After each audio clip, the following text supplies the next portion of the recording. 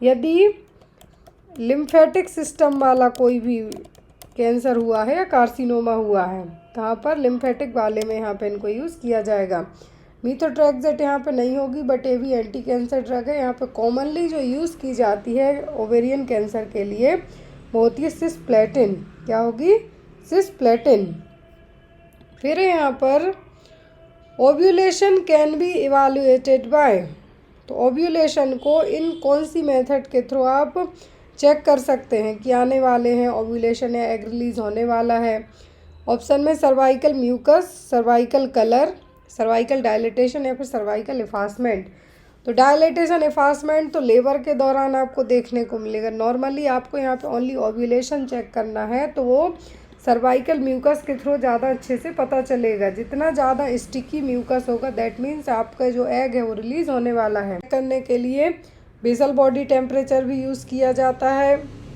Transvaginal sonography के through भी पता कर सकते हैं। यदि जिनको इनफर्टिलिटी की समस्या हो रही है, बच्चे कंसीव नहीं कर पा रहे हैं, उस केस में तो यहाँ पर ओव्यूलेशन का जो मेन रीज़न होता है वो ये होता है कि एग कब रिलीज़ होने वाला है। तो उसके लिए सर्वाइकल म्यूकस, यदि आप बाय यूरिन के थ्रू चेक करना चाहते हैं तो जो ओव्यूलेशन टेस्ट किट आती हैं उससे कर सकते हैं। यदि सर्वाइकल म्यूकस की बात करें तो थिक रहेगा ड्यूरिंग द ओव्यूलेशन, और थिक होने के साथ साथ बहुत ज़्यादा चिपचिपा भी रहेगा, स्टिकी रहेगा और वाइट कलर का रहेगा। दैट मीन्स यहाँ पर एक क्या है आपका ओव्यूलेशन, इसके थ्रू आप डिटेक्ट कर सकते हैं कि एग आपका विद इन 36 घंटे या 32 घंटे या 40 घंटे, ये कह सकते हैं हम कि विद इन 2 डेज़ के अंदर एग रिलीज होने वाला है। ब्लड टेस्ट के थ्रू भी पता कर सकते हैं। LH लेवल है जो बढ़ा हुआ रहता है जब ओव्यूलेशन आने वाला हो। नेक्स्ट वन है मीफेप्रोस्टोन इज़ नॉट यूज्ड इन, तो मीज़ेप्रोस्टोन और मीफेप्रोस्टोन आपने पढ़ी हैं, अबॉर्शन की जो मेडिकेशन है, बट इनका इस्तेमाल किस केस में नहीं किया जाएगा। ऑप्शन में है आपका abortion, Cushing syndrome, PPH and cervical ripening. किस केस में यहाँ पर, किस केस में मीफेप्रोस्टोन यूज़ नहीं की जाएगी? तो यहाँ पर अबॉर्शन में तो की जाती है। अबॉर्शन में मीफेप्रोस्टोन को यूज़ है जो किया जाता है, कंफर्म ड्रग है। यदि फर्स्ट ट्राइमेस्टर का जो क्या है बेबी कंसीव हुआ, फीटस कंसीव हुआ है, तो उसको अबॉर्ट करने के लिए एज़ पर MTP एक्ट इसका इस्तेमाल किया जाता है, बट विदाउट डॉक्टर प्रिस्क्रिप्शन इसको ना लें। लेकिन मीफेप्रोस्टोन का यूज़ है जो कभी कभी कुशिंग सिंड्रोम में भी किया जाता है। यदि कुशिंग सिंड्रोम के केस में क्या हो रहा हो, हाई ब्लड शुगर लेवल हो रहा हो, सर्जरी नहीं की जा सकती है, तब इसको यहाँ पे इस्तेमाल कर सकते हैं। तब यहाँ पे मीज़ेप्रोस्टोन यूज़ की जाती है। सर्वाइकल राइपनिंग के लिए भी इसका इस्तेमाल किया जाता है। किसके लिए? सर्वाइकल राइपनिंग के लिए भी इसका इस्तेमाल किया जाता है। लेकिन यहाँ पर PPH को मैनेज करने के लिए मीफेप्रोस्टोन का यूज़ नहीं किया जाएगा। PPH के लिए तो जनरली ऑक्सीटोसिन यूज़ होता है, सबसे कॉमन यूज़ किया जाता है क्या? ऑक्सीटोसिन होता है। मीज़ोप्रोस्टोल हो सकता है, क्या है? मीज़ोप्रोस्टोल हो सकता है, बट मीफेप्रोस्टोन यहाँ पे नहीं होगी। मीफेप्रोस्टोन है, इसका यूज़ है जो स्पेशली यदि अर्ली प्रेगनेंसी अवॉइड करना है तो यूज़ किया जाएगा। और इसमें होता है प्रोजेस्टेरोन हार्मोन। क्या होता है? Progesterone hormone. और प्रोजेस्टेरोन ज़रूरी किसके लिए होता है? प्रेगनेंसी को कंटिन्यू करने के लिए। किसके लिए? प्रेगनेंसी को कंटिन्यू करने के लिए जो नॉर्मल हार्मोन ज़रूरी है वो क्या है? वो है प्रोजेस्टेरोन। लेकिन इसमें जब प्रोजेस्टेरोन रहता है, क्या है? प्रोजेस्टेरोन के लेवल को ये क्या काम करेगा? सप्रेस करने का काम करेगा। तो यहाँ पर आपका जो मीफेप्रोस्टोन यूज़ किया जाएगा अबॉर्शन में। कुशिंग सिंड्रोम के केस में यदि हाई ब्लड शुगर हो रहा है तब इसका इस्तेमाल होगा। सर्वाइकल राइपनिंग में भी इसका यूज़ किया जाएगा। तो यहाँ पर प्रोजेस्टेरोन लेवल को कम करने के लिए मीफेप्रोस्टोन यूज़ किया जाएगा। और प्रोजेस्टेरोन ज़रूरी होता है एक टर्म कंटिन्यूस प्रेगनेंसी को आगे बढ़ाने के लिए। लेकिन जब उस हार्मोन को सप्रेस किया जाएगा, स्टॉप किया जाएगा, प्रेगनेंसी आगे नहीं जाएगी और बेबी अबॉर्ट हो जाएगा। नेक्स्ट है यहाँ पर सेंटोक्रोमैन इज़ा। तो यहाँ पर एक जो इमेज दिख रही है, एक इस तरीके की कॉन्ट्रासेप्टिव है, फीमेल ओरल, मेल कॉन्ट्रासेप्टिव, टोकोलाइटिक या फिर ऑक्सीटोसिक। तो टोकोलाइटिक्स ड्रग आपने पढ़ी होगी। टोकोलाइटिक इफ़ेक्ट्स कॉज करती हैं जो मतलब बेबी को हम ये कह सकते हैं हार्मफुल इफ़ेक्ट कॉज करेंगी, प्रेगनेंसी में नहीं दी जाती हैं। बट इन केस यदि प्रीटर्म बेबी होने वाले हों तब इनका इस्तेमाल किया जा सकता है। ऑक्सीटोसिन और पिटोसिन आ जाएगा, ऑक्सीटोसिन होगा। तो सेंटोक्रोमेन है सहेली, क्या है, सहेली मेथड वाली है, फीमेल ओरल कॉन्ट्रासेप्टिव पिल है। क्या है, फीमेल ओरल कॉन्ट्रासेप्टिव पिल है, इसका नाम क्या है, सहेली। नेक्स्ट है यहाँ पर most common germ cell tumour of ovary is. तो ओवरी में होने वाला सबसे कॉमन जर्म सेल ट्यूमर कौन सा है?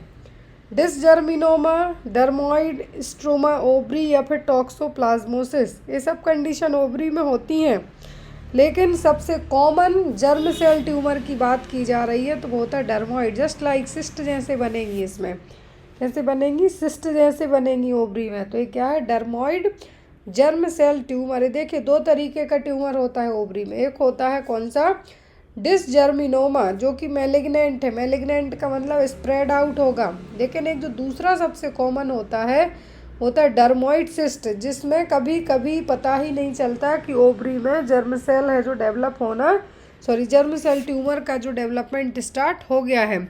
टॉक्सोप्लाज्मोसिस तो यहाँ पर एक पैरासाइट के द्वारा होने वाला इन्फेक्शन है। तो लेकिन जो सबसे कॉमन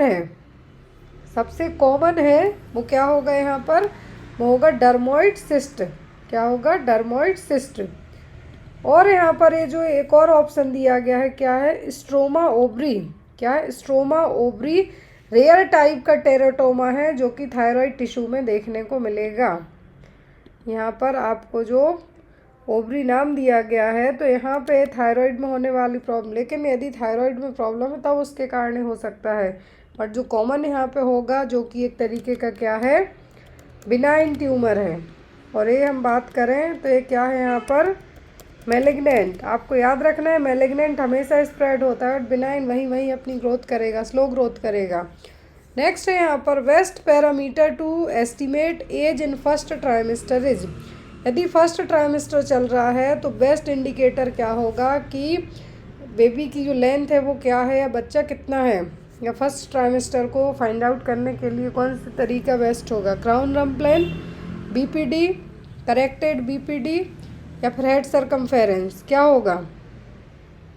तो बेस्ट पैरामीटर होता है CRL। इसको क्या कहा जाता है, फर्स्ट ट्राइमेस्टर में चेक करने के लिए होता है क्राउन रम्प लेंथ। क्या होती है, क्राउन रम्प लेंथ। ये देखिए 3 पैरामीटर होते हैं। यदि पहले को बात करें हम, यहाँ पे मैं फिर से नोट करती हूँ कि यदि फर्स्ट ट्राइमेस्टर की बात की जाए, फर्स्ट की, तो CRL crown rump length. Second की बात की जाए तो बाई पैराइटल डायमीटर होगा, मतलब BPD।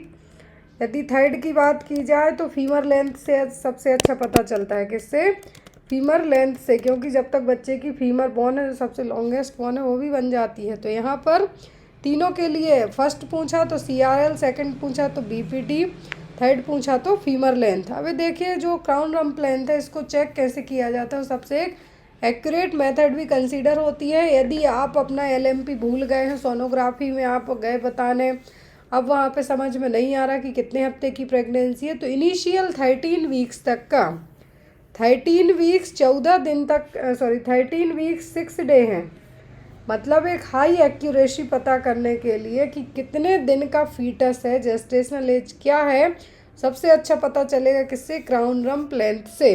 किससे, क्राउन रम्प लेंथ से।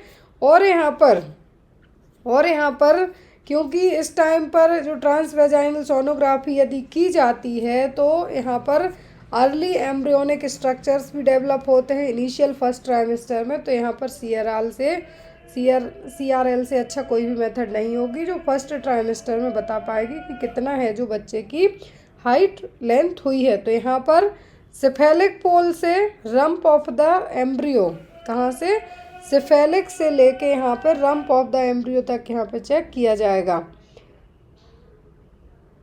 नेक्स्ट है यहाँ पर the height of a child is double the birth weight at the age of. तो बच्चे की हाइट पूछा है, वजन नहीं पूछा है, ध्यान दीजिए। बच्चे की हाइट है जो डबल कब हो जाएगी बर्थ वेट के। लेट्स से यदि बच्चा, एक एवरेज बच्चे की हम बात करें तो 50 सेंटीमीटर का बॉर्न हुआ है, क्या हुआ है, 50 सेंटीमीटर का बच्चा बॉर्न हुआ है तो उसकी हाइट है जो डबल कितनी एज में होगी? लेंथ 50 सेंटीमीटर है, जब वो बॉर्न हुआ है तो उसकी जो लेंथ है, लंबाई है, डबल हो जाती है मोस्ट ऑफ दी कितने साल में? 3 से 4 साल में। यहाँ पे आपको 3 to 4 ईयर भी आप याद रख सकते हैं, 3 to 4 ईयर में डबल होती है। लेकिन जब यदि आप बच्चे के वजन की बात करते हैं, यदि बच्चे के वजन की बात करें हम, तो शुरुआती 10 दिनों तक बच्चे का वजन क्या होता है? 10 परसेंटाइल तक कम हो जाता है। क्यों? डायूरेसिस के कारण।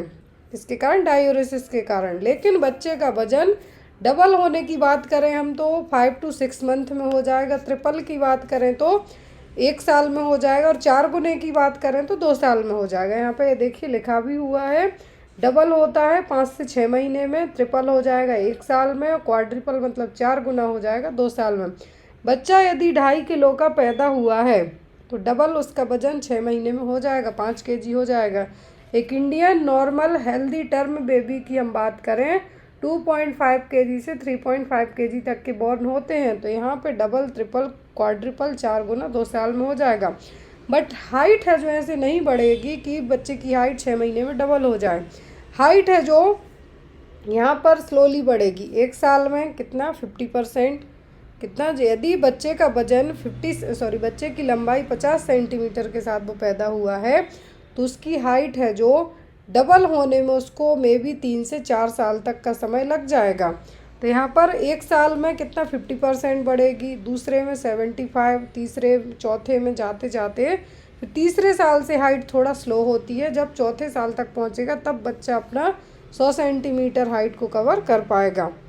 फिर यहाँ पर all of the following group of newborn are at an increased risk of hypoglycaemia except. तो यहाँ पर सभी न्यूबॉर्न बेबी हैं जो हाइपोग्लाइसीमिया के यहाँ पे चांसेस हैं, किसी एक को छोड़कर।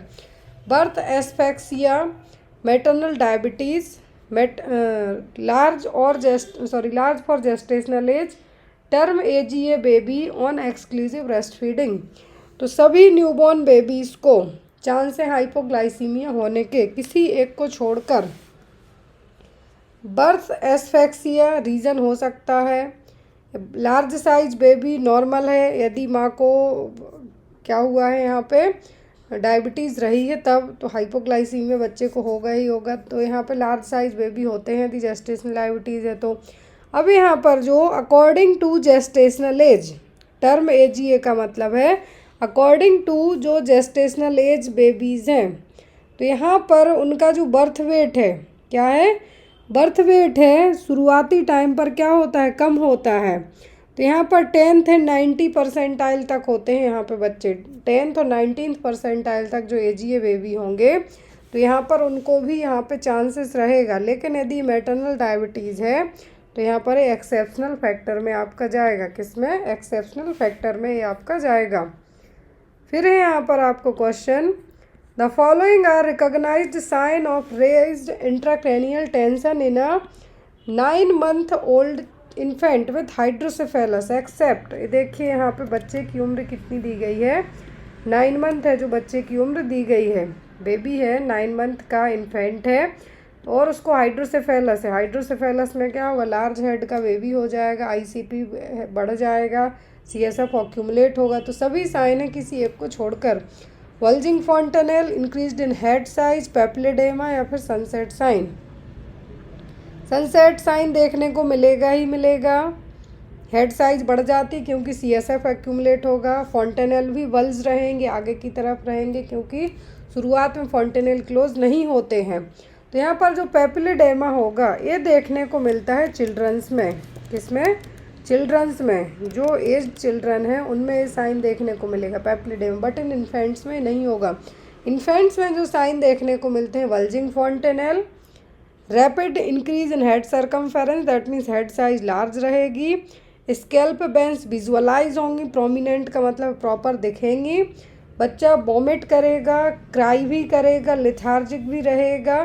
कभी कभी आईसीपी बढ़ने के कारण बच्चे को सीजर्स भी आ सकते हैं। यदि आईसीपी इंट्राक्रैनियल प्रेशर बढ़ता है तो सीजर्स भी आ सकते हैं। सनसेट आई भी देखने को मिलेंगी, आंखें नीचे की तरफ जाएंगी, झुकी झुकी रहेंगी और यदि हम बात करते हैं पेप्लिडेमा की, तो यदि जो बड़े बच्चे हैं उनमें ये देखने को मिलेगा, बट इन इन्फेंट्स में ये नहीं होगा।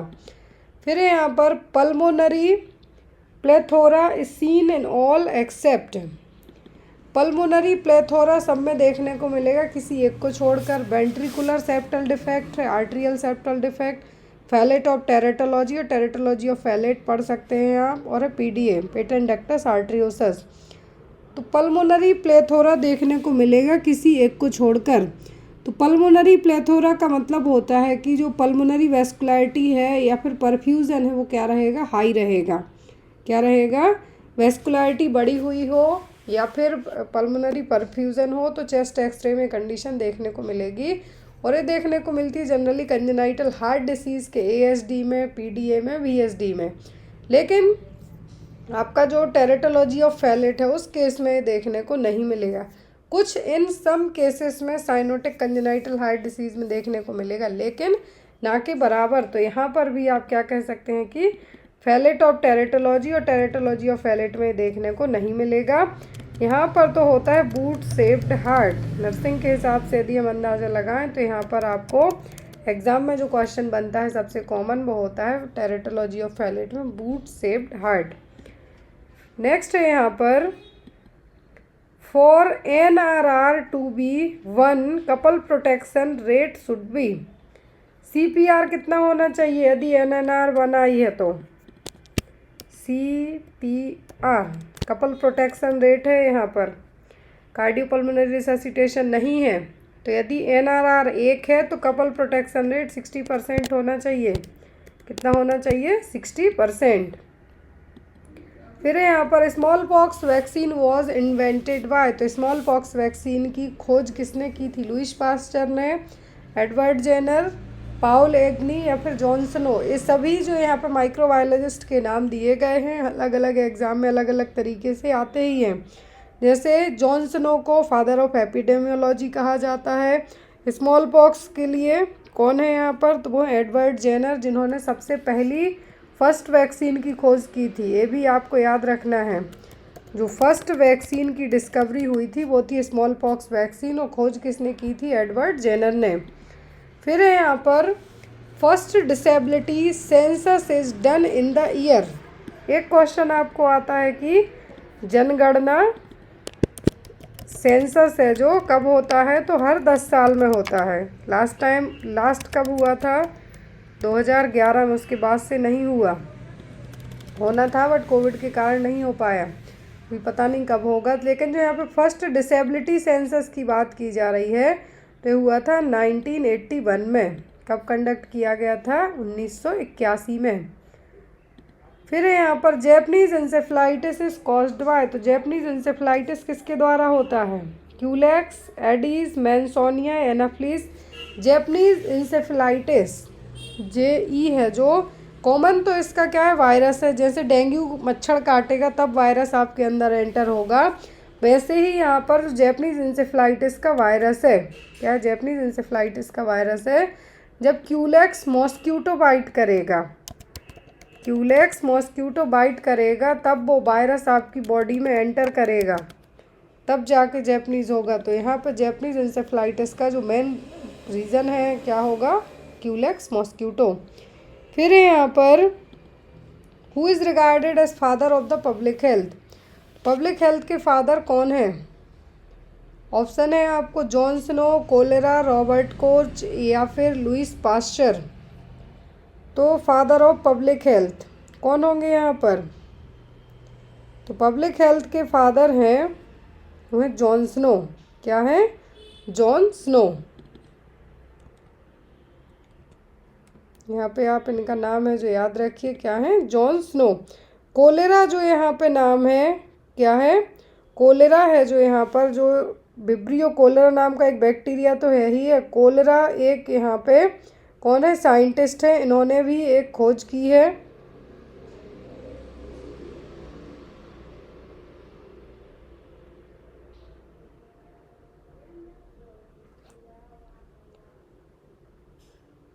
नेक्स्ट है यहाँ पर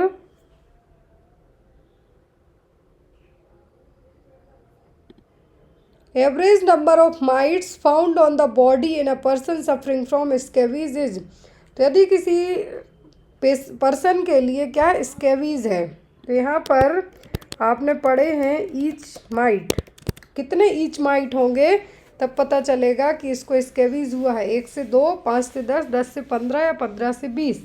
तो यदि एज़ पर WHO की गाइडलाइन के हिसाब से हम माने तो एज़ पर यदि पर्सन को स्केबीज हुआ है तो एटलीस्ट 10 से 15 ईच माइट तो हैं उसकी बॉडी पर रहेंगे ही रहेंगे। देखिए यदि यहाँ पर क्रस्टेड का मतलब बहुत ज़्यादा हो गए, मतलब 1000 और मिलियन ऑफ माइट्स रहेंगे, लेकिन क्लासिक स्केबीज में हम बात करें तो एटलीस्ट पर्सन की बॉडी पर 10 से 15 ईच माइट तो रहेंगे ही रहेंगे।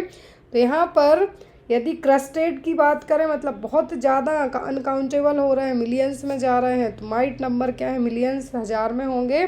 लेकिन एक एवरेज हम बात करें तो 10 से 15 यहाँ पर आपके कंसीडर होंगे ही होंगे। फिर यहाँ पर national family health survey is done every. तो नेशनल फैमिली हेल्थ सर्वे कब किया जाता है? हर 6 महीनों में, हर 1 साल में, हर 5 साल में, हर 10 साल में, एवरी 10 ईयर में। तो सेंसस होता है हर 10 साल में। क्या होता है? सेंसस 10 साल में होता है। 6 महीने में SRS डेटा दिया जाता है। ये पॉइंट बहुत इंपॉर्टेंट है, याद रखिए आप। और यहाँ पर जो फैमिली हेल्थ सर्वे होता है NFHS होता है, ये 3 to 5 ईयर में किया जाता है। बट एक एवरेज हम बात करें तो यहाँ पे अभी ये क्या कंसीडर होता है, 5 साल में। कितना? 5 साल में। नेक्स्ट है यहाँ पर bagassosis is caused by the dust of. तो बेगोसिस किसकी डस्ट के कारण होगा? जूट, कॉटन, शुगर केन या फिर टेक्सटाइल्स के कारण। तो बेगोसिस होता है जो भी लोग गन्ने का जो काम, गन्ने से जो एक तरीके से हमें कह सकते हैं शुगर निकालने का काम करेंगे या फिर जैगरी बनाने का काम करेंगे, तो जो उनके कारण जो भी डस्ट उड़ती है उसके कारण होगा। तो यहाँ पे मेन फैक्टर क्या होगा? Sugar cane. फिर है यहाँ पर fracture of distal tibial epiphysis with anterior lateral displacement is called as. Distal tibial epiphysis के साथ साथ जो एंटीरियर लेटरल पार्ट है क्या कहलाएगा? कौन सा फ्रैक्चर होगा? पॉट्स, कॉटन्स, ट्राइप्लेन फ्रैक्चर या फिर टीलियक्स फ्रैक्चर। तो यहाँ पर जो फ्रैक्चर कहलाएगा वो होगा टीलियक्स फ्रैक्चर। यहाँ पे आपको एग्जाम में इमेज बेस्ड क्वेश्चन में भी आ सकता है। अब एक क्वेश्चन आपके लिए है, आंसर कमेंट बॉक्स में दीजिएगा, जो नेक्स्ट क्लास होगी उसमें इसका आंसर आपको बताया जाएगा। TB of spine most commonly affects. यदि ट्यूबरक्लोसिस स्पाइन में होती है तो स्पाइन के कौन से एरिया को सबसे ज़्यादा अफेक्ट करेगी? लंबर वर्टिब्रा को, सर्वाइकल को, थोरेसिक को या फिर सैक्रल को? इसका आंसर आप लोग कमेंट बॉक्स में देना।